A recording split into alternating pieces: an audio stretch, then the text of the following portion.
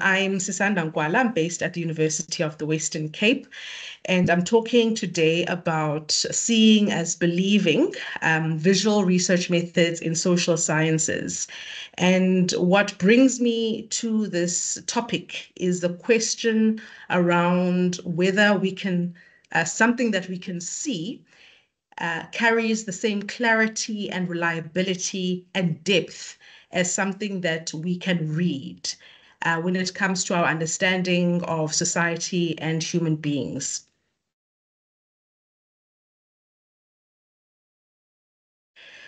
And to answer this question, I'm going to use a visual to show you that the argument I will make is that yes, and in some instances, what we see in images is often deeper and even clearer than what we read in words. So if you think of the notion of equality and equity, we could write a paragraph or even a book trying to differentiate, but in this one simple image, you clearly get an idea of what these two concepts are. So Glor et al. Argue that visual methods enhance the richness of data by discovering additional layers of meaning, adding validity and depth, and creating knowledge. They add that to the traditional methods that we often use by capturing more detail and a different kind of data than verbal and written methods. And I think that image was a case in point.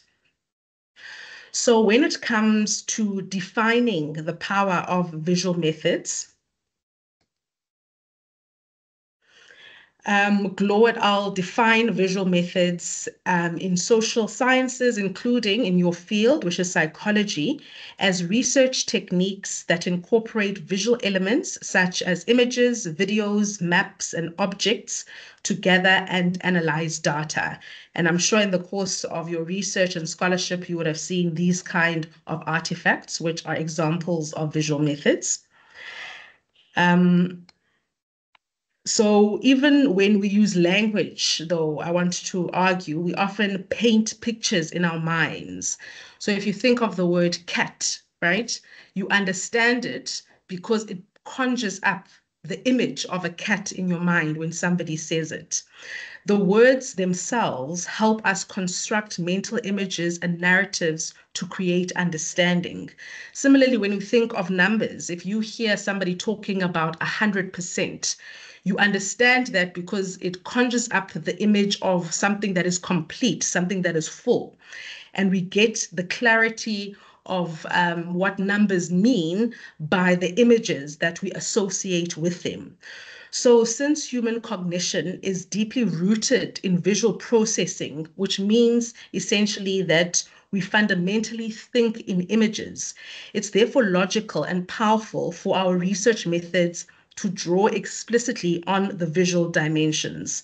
And so my argument is that visual methods in communication, visual methods in research rather, are about communicating rather than representing.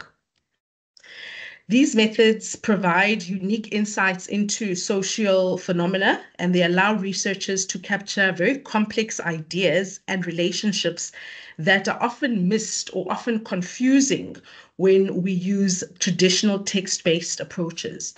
So when somebody talks about the ego, for example, I mean, how do you define ego? Well, if you look at this image, you can see exactly what it is. And you can also see it in relation to eco. And this is possible because of the visualization of a concept. In a YouTube video that I would encourage you to search for, a scholar called Dr. Joe Brooks outlines 3 types of visual approaches. She talks about the fact that you get pre-existing materials that are often used as stimuli in research. So this is when you give participants an image or you make them watch something to prompt a discussion. So the visuals are used and created before the research starts to prompt a discussion. Secondly, you also get visuals and materials that are generated during the research. So one technique is to get participants to draw, maybe instead of answer interview questions, or to take photographs to capture their sentiments on a topic. And then lastly, the method that most of us would be familiar with are materials that are generated as part of writing up and dissemination. So if you've ever included a graph maybe in your journal article or some kind of infographic, you are using this kind of visual approach. But in outlining pre-existing as well as material generated during research, I think Brooks makes an important point that we need to think of visuals beyond the output and as part of research from the beginning of the process. Which of the following have you used in your research? There are archive images. So these are images that come maybe from the past. If you go to the library and there is an archive of photographs of all of the past vice chancellors at your university, that might be archive images. You could also use film, photography, and other media as part of your research. Other people study objects and buildings. So you might study the layout of buildings in a certain area or the objects that are featured as part of a certain exhibition. Then there are maps and other graphics. These are things that you either have created yourself or that you then research. And then there's another, as we often include as researcher in case there's one that I've missed, or none at all, because I do accept that there are probably people who have never used a single graphic in their research. So that would also be good to know. So I'll give you 2 minutes for that. And it's interesting, most have indicated none. Not surprising, but interesting. And I hope by the end of our session today, that will be zero, or not today, but after the session, maybe in a month or two's time, that will be zero, as you'll be encouraged to explore different methods. So I hope you can see from the screen, most people who have used visuals in their research have drawn on film. And then the second most prominently used are maps and other graphics. And I expect this is about the outputs. And then there is other. Do the people who've chosen other want to maybe write in the chat and tell us what those other items are? It would be good to know, and it could introduce the rest of us to visual approaches that we haven't used. So please can you write those in the chat? You can do so in the as I proceed with the presentation. So let me talk you through some innovative case studies that I found that are used in psychology, because I understand the majority of the audience is in that field, and hopefully these will prompt some ideas. These all come from a book by Revi, an edited volume published in 2011, and one of the few texts that provide excellent case studies on visual method use in psychology. I will confess from the onset that the substance of the studies went over my head, but the methods, I think, are well understood, and I'll speak to those. And if you've got questions, I'll definitely answer them, but not about the study and the findings and the theories, etc. So the first one here is some work that was featured and it was done by a scholar called Alan Radley. And what Alan did is he used photographs that he showed to participants. And he found that, when you show participants photographs as part of your research and as part of data collection, not only do the photographs help them talk about the content that is featured, but they also unlock insights into a particular moment and maybe emotions even that were part of what is captured in the photograph. So even after an event has passed, when you talk about it using photographs as intermediaries, the people were able to unlock deeper emotions, have greater clarity basically on what they were feeling and thinking in that moment, in ways that if you had asked them, what did you feel on your 40th birthday? It would not have been the same. So, what then Alan argues is more than simply reading the image. By introducing photographs, participants are able, through the photograph, to conjure up or imagine the experience of a particular moment and realize once more the context within which a particular experience happened for them. The second relates to social media. And this was work done by Lewis Goodings and Steve Brown, who looked at the visuals in online mediated communication. And they looked at the complex ways that the visuals are managed in the actual use of online communication. So, what they then go on to do is to propose a relationship between psychology and the virtual space. So they talk about what do the images that people see when they engage in online spaces make them feel? How does it prompt them to respond to a post? And then they link that up to psychology. And then there is a chapter by Johanna Motzkau that explores the role of the visual in legal practice and psychological research through a reflexive exploration of forensic video data. So in her work, what Johanna does is illustrate how the visual asserts itself throughout the research process. And basically what she was looking at was children's testimony, the recorded video testimony of children in the context of child sexual abuse investigations.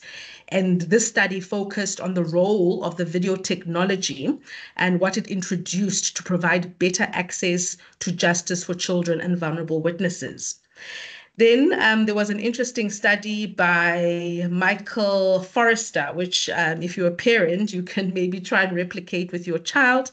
What Michael did was to take hours and hours and hours of all the video footage that we take of our children, but he took it between when his daughter was 12 months and 41 months old and looked at language development in the child. So the methodological approach he describes is informed by principles of ethnography and conversational analysis, but instead maybe of talking to experts and interviewing them. He observed it through recordings that he was just doing. It wasn't necessarily intended for study, but in that those insights were very rich. Then the fifth study to highlight is by Catherine Johnson, which discusses visual methods in relation to experiences of mental distress for lesbian, gay, bisexual, and or transgender people. So what this study did is it used a participatory action research method through photo voicing, where the researcher asked participants to take photos of themselves related to their feelings and experiences in mental distress, symbolizing situations. And after this, they developed a visual exhibition of these experiences. And through that, not only did the photographs really center the participants, as collectors of data, but they also prompted conversations with the audience through the exhibition, and the participants then had a voice in that context as well. And then lastly, an example by Janice Hecken's community documentary. This documentary focuses on video ethnography and psychoanalytical social theory and social action research. And it used community documentary filmmaking as an opportunity to bring youth together who participated as production assistants, but also to tell, I guess, the story of whatever context they were researching in the form of a documentary as opposed to a traditional academic output. So we see in these examples that pre-existing material used during the research and generated during the research, as well as material that is generated afterwards. Then I'd like you to go back to the Menti for the second engagement question, where I'd like us to talk about the ways that we think this may be challenging, because I accept, especially if you have not used visual methods, they can raise red flags, right? You're thinking a lot about subjectivity, how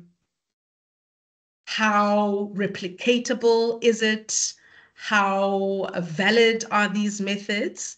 So the question I'd like to hear from you on is projected on the screen, and it's: what challenges do you anticipate as someone who's studying psychology or another field when it comes to incorporating visual methods into your research? And maybe you don't have to answer the second one of how you think they might be overcome, but you can think of that in light of the case studies that I shared. So you can write a very short, couple of word response on what challenges you anticipate, and the code and the website are still the same, menti.com. Please, can you provide your responses? I'll give us about 5 minutes for that. Ethics, ethics, ethics. Absolutely. That is one of the key considerations, and I'll touch on it in the next slide, because it's one thing to anonymize transcripts, right? You can just change a name or remove it completely. But how can you bring participants' perspectives when the visual is concerned? The intrusiveness of the photos, the privacy, the interpretation, somebody says, it may have different layer of complexity, informed consent, protecting privacy. All of these questions arise in visual methods that I think make us shy away from them because they complicate the research process. It makes things harder because also some of the people who evaluate your research may not be familiar with these methods. So if you say you're going to ask members of a vulnerable community to take photos of themselves that speak to distress and difficult circumstances, that raises red flags indeed. Inaccurate analysis, privacy issues, interpreting visual elements, subjectivity, all of those really are lead us very nicely into the next aspect of the presentation. You can continue putting in your responses, but I'm going to move back to the presentation. So, as complicated as visual methods are in some of the issues that they raise and that you rightly point out, we must appreciate the richness that they add, and therefore contend with these complexities and not brush off these methods because they don't fit very neatly into quick research. So what research methods that are visual do is they enable us as researchers to move beyond surface level data. And in doing that, they help us challenge some of the existing frameworks in our studies. And they draw on fields like linguistics, which focuses on things like semiotics, and make us, in other fields like psychology, have to be interdisciplinary in the way that we analyze. And this deeper engagement encompasses critical ethical considerations, as you've all rightly pointed out, but it also presents an opportunity to co-create knowledge, as I've pointed out with some of the studies. And it really does demand researcher reflexivity, because if you're going to interpret an image, from which vantage point are you making that interpretation, and what are some of the issues around that? So if you think about how much information is conveyed in just a single photograph. The gestures, the expressions, some of the environmental details, some of the unspoken interactions. There's a lot of depth that is often missed out by purely textual or numerical data. And that warrants us to then think about some of the ethics issues that you've outlined. I'm not going to answer those questions because it is very context specific and it does need reflexivity from your part and transparency as you engage with the people that participate in your study with you. But if you look deeply, for example, at the study that I mentioned by Alan Radley that's featured in that volume, where he used participant-made photographs about visuals, there was briefings around that to say these are it was an opportunity to educate the participants to say these are the implications of deciding to put certain things in the photo. This is how you protect yourself. This is what is and isn't in your best interests. And the participant then has greater agency to decide on what to do. Whereas often in interviews, you are the one deciding on what is safe and what isn't, what the participant can and can't share. And even though you can have an informed consent form, it's often drawn up from a very one-sided perspective. So with visual data, we have to ask ourselves who is represented, how are they represented, what power dynamics are at play in the act of capturing and disseminating images. And because of the complexity, we are often forced to consider these questions in collaboration with the people that and context that we are researching, which I argue really is maybe a little bit of a step up than some of our traditional approaches, where we go in with an idea of what we want to capture and don't give the participants an opportunity to really be meaningfully involved in coming up with ideas. Going back to the ethical considerations, the power of visuals comes with significant ethical responsibilities, as I've mentioned. So these methods can be incredibly empowering. I've outlined when we involve participants in creating or interpreting visuals, we really shift the power dynamics, which is something that I think many reflexive scholars want to do. It becomes a more collaborative process when knowledge is being co-created. And one of the things we do need to consider is the impact of this work on our audiences and our participants.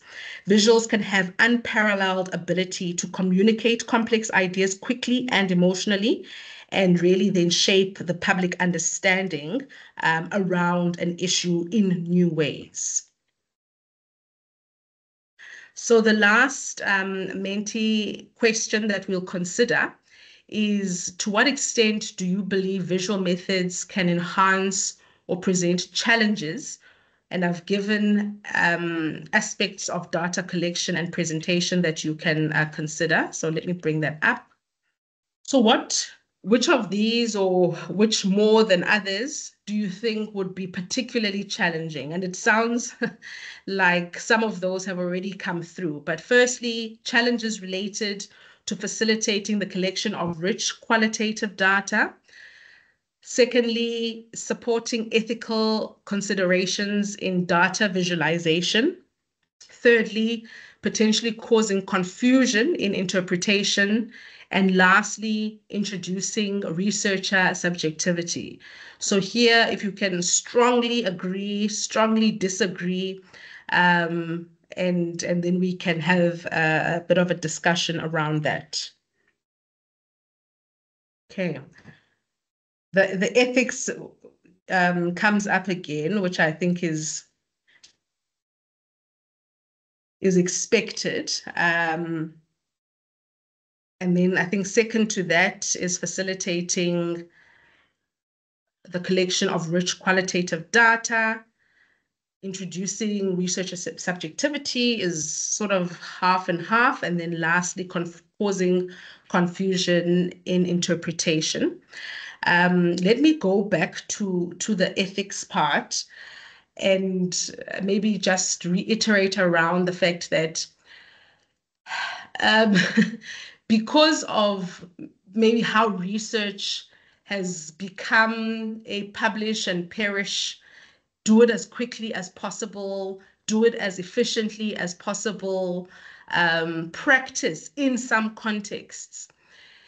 What visual methods show is maybe an unfamiliarity with how to deal with the very complicated aspects around ethics in research. So because we don't have clear-cut answers and we can only draw on case studies to get us thinking about our own research, um, it's not a box ticking exercise. So if you want to have a participant collected data, what do you do? You know, in some cases, because the participants are skilled, the context is very familiar to them, things are much more straightforward than in other contexts where a participant may not even know how to use a particular technology, and the context of research may be quite new to them.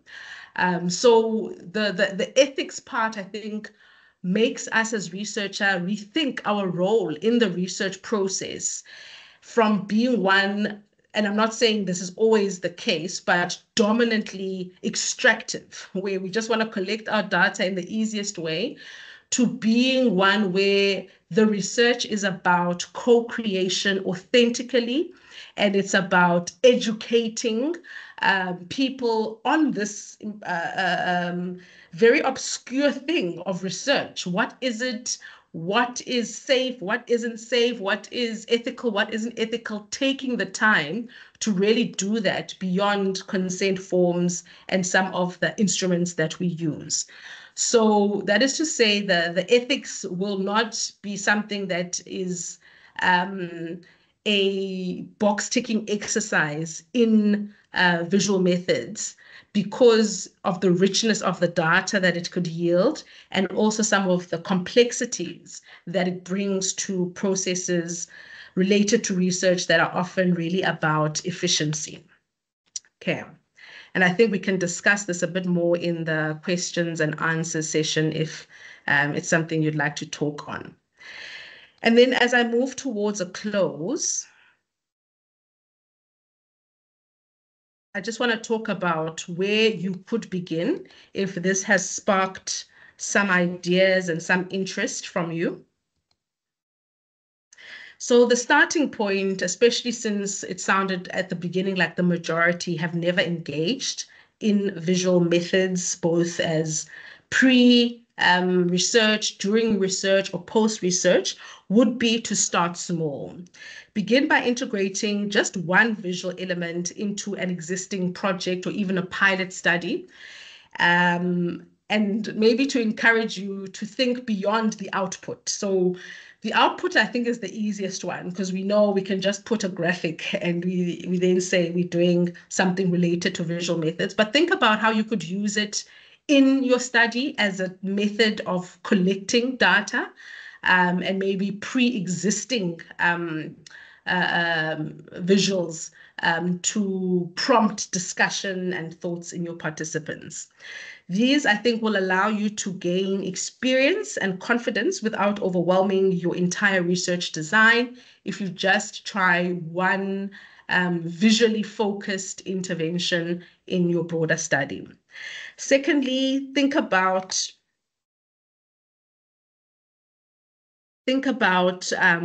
your research question.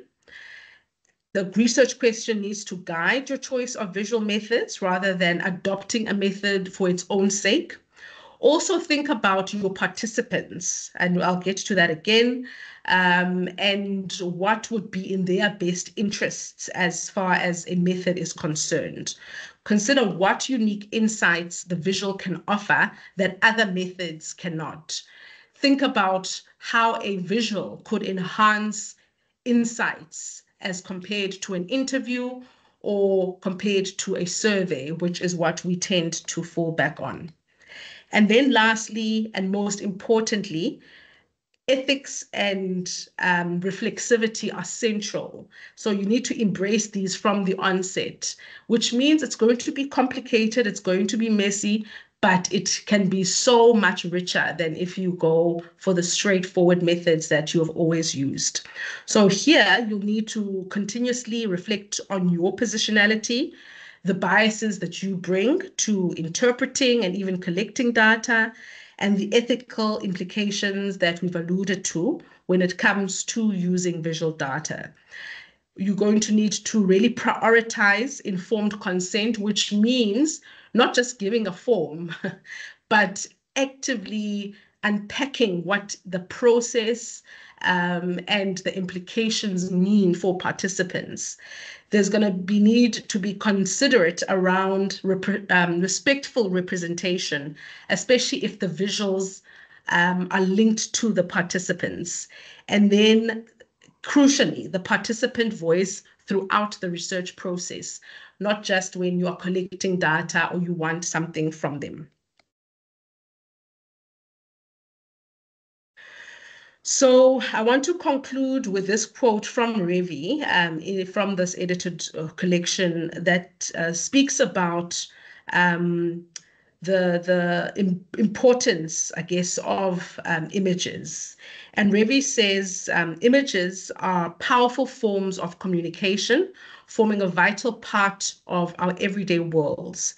They communicate how we ought to look and feel, and what we ought to consider normal or desirable, and social life bustles along using images in complex ways.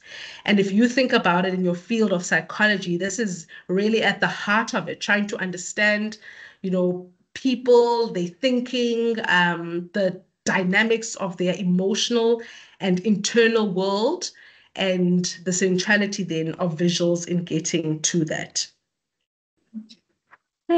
Thank you so much for this really amazing webinar, Prof. I think we all have learned something, enjoyed it. The engagement was really lovely. The Mentimeter was fun and something different from the usual talk and questions at the end. So it was really fun engaging with you, and your insight has been invaluable. So thank you so much for your time, your knowledge and effort. We do appreciate you. Thank you so much, and all of the best with your research.